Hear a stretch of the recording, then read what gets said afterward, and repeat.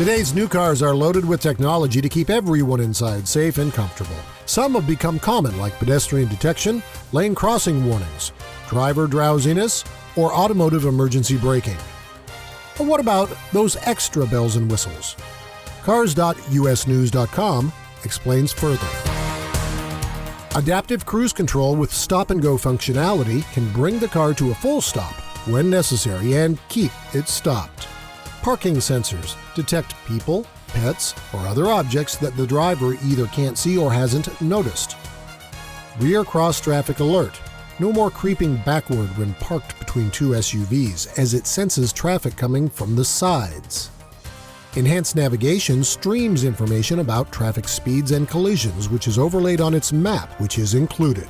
This list goes on and on with things such as wireless phone charging, Amazon Alexa Auto, traffic sign recognition, rear seat reminder systems, automatic windshield wipers, and in-car Wi-Fi. Of course, we can't leave out that automatic parking. All these new bells and whistles makes our driving safer and more comfortable. Klahanie Chevron Service Center. They're in the Klahanie QFC Shopping Center on the Plateau in Issaquah. They're also online at KlahanieServiceCenter.com.